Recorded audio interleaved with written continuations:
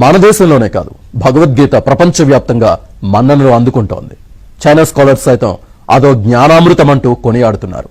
అనువాదమైన అన్ని భాషల్లోనూ ఆదరణ పొందుతున్న గ్రంథం భగవద్గీత. చైనీయులు సైతం ఇప్పుడు కృష్ణం వందే జగద్గురం అంటున్నారు.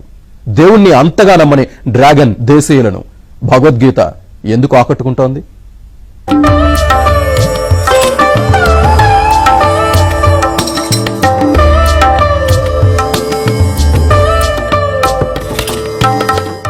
దాదాపు 5000 ఏళ్ల క్రితం అర్జునుడికి శ్రీకృష్ణ పరమాత్ముడు చేసిన ఉపదేశమే భగవద్గీత. ఇటీవలే అంతరిక్షంలోకి ఈ పుస్తకాన్ని తీసుకెళ్లారు సునీతా విలియమ్స్. మన జీవితంలో ఎదురయ్యే ఎన్నో సవాళ్లకు సమాధానం చెప్తుంది గీత.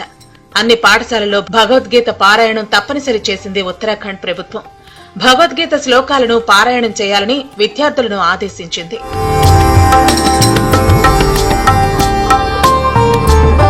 శ్రీమద్ భగవద్గీత సూత్రాలు మానవ విలువలు, ప్రవర్తన, నాయకత్వ నైపుణ్యాలను పెంపొందిస్తాయి.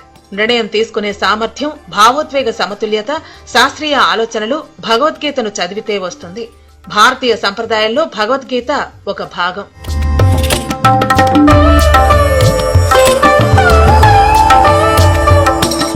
ఇప్పుడు చైనీయులు సైతం ఈ భగవద్గీతను చదువుతున్నారు. భగవద్గీత భారతదేశ ఆధ్యాత్మిక దృక్పథాన్ని ప్రతిబింబిస్తుందని, దానిలోని విలువలు, ఆలోచనలు ఇప్పటికీ భారత సమాజానికి దిశానిర్దేశం చేస్తున్నాయని చైనా మేధావులు అభిప్రాయపడ్డారు. భగవద్గీత జ్ఞానామృతమని, భారత నాగరికత చరిత్రకు సూక్ష్మ రూపమన్నారు. ఆధునిక కాలంలో ప్రజలు ఎదుర్కొంటున్న ఆధ్యాత్మిక, భౌతిక సందిగ్ధతలకు ఈ గ్రంథం సమాధానమని వ్యాఖ్యానించారు. బీజింగ్లోని భారత రాయబార కార్యాలయంలో సంగమం, భారత తాత్విక సంప్రదాయాల సమ్మేళనం పేరుతో జరిగిన చర్చకు చైనా పండితులు హాజరయ్యారు. ఈ కార్యక్రమంలో ప్రధాన వక్తగా 88 ఏళ్ల ప్రొఫెసర్ జూంగ్ పాల్గొన్నారు. ఆయన భగవద్గీతను చైనీస్లోకి అనువదించారు. గీతను ఒక ఆధ్యాత్మిక ఇతిహాసం, భారతదేశ తాత్విక ఎన్సైక్లోపీడియాగా అభివర్ణించారు. భారతదేశ ఆధ్యాత్మిక దృక్పథాన్ని భగవద్గీత వెల్లడిస్తుందని, దాని ఆలోచనలు నేటికి భారతదేశాన్ని నడిపిస్తున్నాయని పేర్కొన్నారు. నమస్కారము. భగవద్గీత ఒక మత గ్రంథము కాదది, అది వ్యక్తిత్వ వికాస గ్రంథం. మానవుడు పరిపూర్ణ మానవుడిగా తన్ను తాను ఉద్ధరించుకోవడానికి భగవద్గీతను మించిన గ్రంథము లేదని అనే విషయాన్ని ఈనాడు చైనా దేశం వారు గుర్తించారు. అది చాలా సంతోషించే విషయము.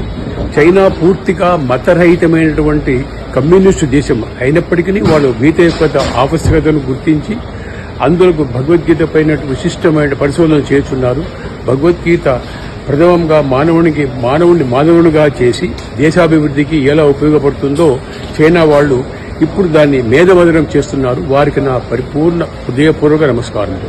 1984-86 మధ్య కన్యాకుమారి నుంచి గోరఖ్పూర్ వరకు భారతదేశంలో తమ అనుభవాలను వివరిస్తూ ప్రతి చోట శ్రీకృష్ణుని ఉనికిని గ్రహించామన్నారు చైనా పండితులు. చైనాతో సహా మిగిలిన ప్రపంచంతో ఒక ప్రత్యేకమైన అనుబంధాన్ని భగవద్గీత ఏర్పరచుకుందని, దీని ఫలితంగా అన్ని ప్రధాన భాషల్లో దాని అనువాదం జరిగిందన్నారు. జేజియాంగ్ విశ్వవిద్యాలయ ప్రొఫెసర్లు సైతం భగవద్గీత ఇప్పుడు ప్రపంచం ఎదుర్కొంటున్న చాలా సమస్యలకు పరిష్కారం చూపుతుందన్నారు.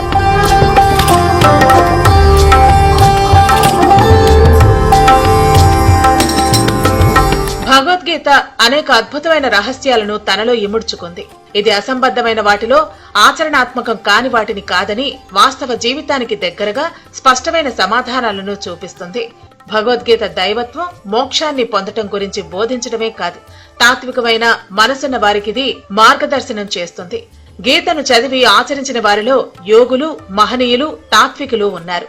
Emerson, Warren Hastings, Mahatma Gandhi, Sunita Williams, Annie Besant, Abdul Kalam, Will Smith లాంటి ప్రముఖులంతా భగవద్గీత చదివి ప్రభావితమైన వారే. International Society for Krishna Consciousness అంటే ఇస్కాన్ భగవద్గీతను ప్రపంచవ్యాప్తంగా పరిచయం చేస్తోంది. 89 ప్రధాన భాషల్లోకి అనువాదమైంది. ఈ వేద సాహిత్యాన్ని ప్రపంచవ్యాప్తంగా వ్యాప్తి చేయటంలో కీలక పాత్ర పోషిస్తోంది ఇస్కాన్.